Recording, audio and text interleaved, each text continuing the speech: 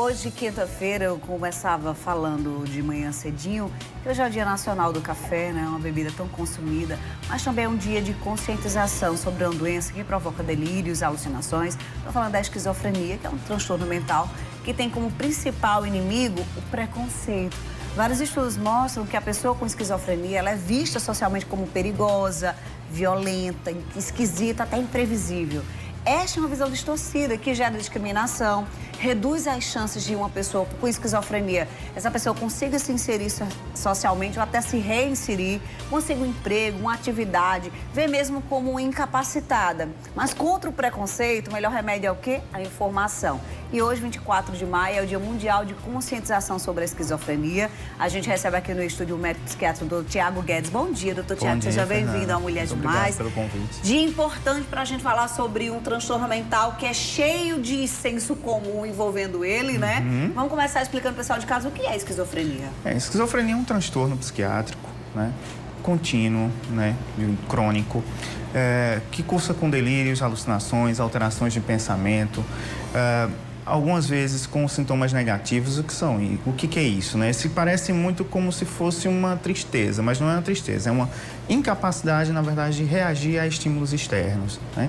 É uma doença que começa por volta do final da adolescência, os 20 anos, geralmente é a idade que mais tem o estupim, o começo do transtorno, né? E vai mais ou menos até os 35 anos de idade, esse início, né, para o transtorno. Depois dessa idade, né, é mais difícil de acontecer, tá?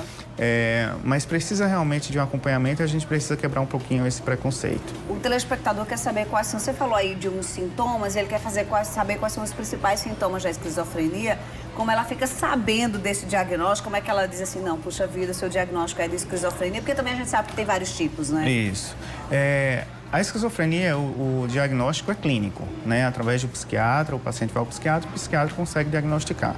Os sintomas, na verdade, são, como eu te falei, os delírios, né? Na maioria das vezes com um cunho mais bizarro, é um delírio que é algo que fora do comum, né? Estão me vigiando, estão me perseguindo. Mais voltados à perseguição, para uma né? perseguição. Ou para algo mais esquisito mesmo, estão observando através do meu olho, por exemplo, né? Tem alucinações também. Com alucinações diferente de delírio. Delírio é uma alteração do pensamento, a alucinação é uma alteração da sensopercepção. Então, a alucinação, na verdade, ela vem tanto como olfativa, né, como auditiva, são os sentidos, tá? As mais comuns, auditiva. Estou ouvindo vozes, tá? Então, isso é necessário que a gente preste um pouquinho de atenção nesses sintomas. E é um critério importante até para ajudar no diagnóstico, né? Sim. Uma telespectadora mandou uma mensagem para a gente. Quero agradecer muito o carinho, muitas pessoas participando hoje aqui com a gente. 991050400 é o zap do Mulher Demais. Eu digo sempre, salva aí o zap da Fernandinha. E uma telespectadora, doutor Tiago, disse o seguinte, a avó dela foi diagnosticada com Alzheimer. E também com comorbidade a esquizofrenia. Isso há pouquíssimo tempo. Então, ela passa o dia sentada ou em pé ao lado do aparelho de som, porque ela conversa com os locutores, com os cantores, ela coloca dinheiro dentro do som para os rapazes, oferece comida, bebida, ela interage com o objeto, que a gente sabe que não tem essa interação. E aí, caso a família negue a ela, ela fica triste, às vezes brava, então ela quer saber se a família deixa ela acreditar nisso, né? Deixa ela viver essa realidade que ela criou internamente ou se tenta controlar, porque ela se contrariar é complicado, porque ela disse que os rapazes do som não vão sair, nem vão beber, não vão comer e vão passar fome porque ela não está oferecendo comida. Como é que a família se comporta dentro de um quadro desse que tem como Alzheimer e também esquizofrenia diagnosticada? Isso é muito importante, Fernanda, porque como eu te falei agora há pouco, o início de um quadro de esquizofrenia após os 35 anos de idade, ele é muito raro. O que acontece aí nesse caso? O que aparentemente acontece nesse caso é que ela tem uma demência, que é o Alzheimer, né? E como característica da demência, ela adquiriu sintomas psicóticos, tá? Não necessariamente há o transtorno esquizofrenia. Entendi. Tá? E aí, o ideal é o tratamento, certo? Um acompanhamento realmente com o psiquiatra que provavelmente esses sintomas vão amenizar bastante. Amenizar bastante.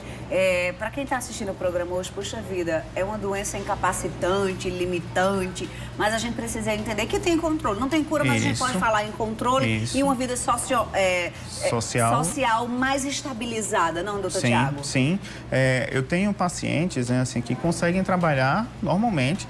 Muitas vezes as pessoas não sabem nem que tem o transtorno. No meio da rua você não percebe, tá? Então, assim, é totalmente controlável, sim, tá? Dá para viver normalmente com um acompanhamento, tá? Um acompanhamento sempre multidisciplinar, né? É muito importante frisar isso. Então, a presença de assistente social, psicólogo, psiquiatra, junto com esse paciente é muito importante. E não também achar que tudo é esquizofrenia, gente. Nós temos diversos transtornos. Tá aí o CID-10 para enquadrar aí milhares de situações em que você tem episódios de paranoia, episódios de alucinação, de delírio, e não se enquadram em esquizofrenia. Então, porque fulano agora é esquizofrênico. Exato. Meio que a gente virou psiquiatra, psicólogo, todo mundo meio que diagnosticando todo mundo. É preciso ter cuidado com isso, porque muitas vezes faz com que a pessoa comece a acreditar naquilo, né, doutor Tiago? Exato. E assim, a esquizofrenia é um transtorno, como eu te falei, crônico, né? Então, quando a gente passa a acreditar nisso, é um pouquinho mais complicado do que simplesmente eu tive um surto psicótico em algum momento de um estresse na minha vida e que ali se cessou, né? Então, isso não é esquizofrenia, tá? Outra coisa importante a gente falar é que, às vezes, mas o que é que causa a esquizofrenia? A gente, como psicólogo, pelo menos estuda na universidade que é multifatorial, que não tem uma causa determinada. A gente sabe que tem componentes genéticos, componentes ambientais, sociais. É um conjunto que a medicina, de alguma forma, ainda não conseguiu achar a causa e efeito dela, né, doutor Tiago? Exato. A gente ainda não tem a causa e efeito, mas a gente sabe que ela é multifatorial, né? A gente sabe hoje, tem alguns estudos, né, que estão vendo a relação do uso da maconha na adolescência. Da cannabis. Isso, com o início do surto psicótico gerando a esquizofrenia, desencadeando a esquizofrenia. Gente, olha aí, mais um fator para você evitar o uso aí, né? Exato. Da maconha, o uso das drogas. A Cláudia, nossa telespectadora, doutor Tiago, também disse que sempre vê pessoas passando dentro da casa dela. E aí ela ficou preocupada assistindo Mulher Demais. Ela quer saber, pode estar com esquizofrenia? É muito vago a gente pensar isso, né? Acho difícil, tá? Primeiro porque ela percebe isso, tá? Ela percebe como vultos. Vulto não é uma alucinação, na verdade. Isso pode acontecer normalmente em qualquer pessoa, tá?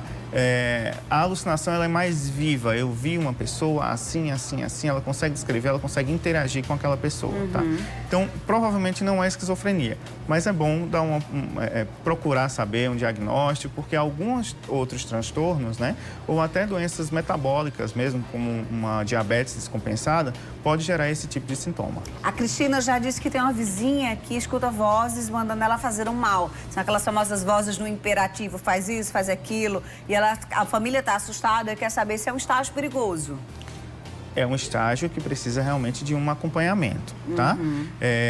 Porque a qualquer momento essas vozes podem pedir realmente para fazer e ela não se controlar e fazer alguma coisa que realmente está sendo mandado fazer. É verdade que quanto mais cedo o primeiro episódio, mais complicado fica, porque as sinapses elas vão se degradando ao longo dos episódios, é verdade isso? É verdade, né?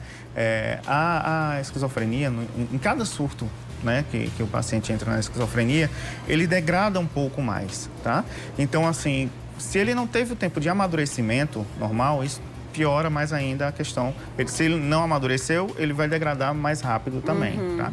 Então, quanto mais cedo, mais grave realmente. Mais grave. A Daniele disse que a mãe dela foi diagnosticada com esquizofrenia há 10 anos e que é muito complicado. São muitas mudanças de humor, delírios, ela fica agressiva. E aí é quando a gente diz que a informação é que vai trazer mais calma, mais tranquilidade para essa família. E às vezes, num tratamento longo, diagnóstico de 10 anos atrás, às vezes não tem retorno, não tem acompanhamento, né, doutor Tiago? Não estou dizendo que é o caso da mãe da Daniele, mas eu quero deixar isso claro para a população. Não é que você tem um diagnóstico hoje que você vai passar o resto da vida tomando aquela medicação ou simplesmente não voltar. O acompanhamento ele é muito importante para que essa doença seja controlada, esse transtorno seja controlado, não? Exatamente. O acompanhamento sempre, né? Como eu te falei, multidisciplinar. tá Multidisciplinar, psiquiatra, psicólogo, atividades, acompanhamentos de uma maneira geral, psicoterapia, faz bem para a vida, tá, gente? Então, para todo mundo, não é só para quem tem transtorno de esquizofrenia, não. Tiago, obrigado por ter vindo, viu? Muito obrigado. Você Bom também. retorno para casa, espero que o carro já esteja abastecido.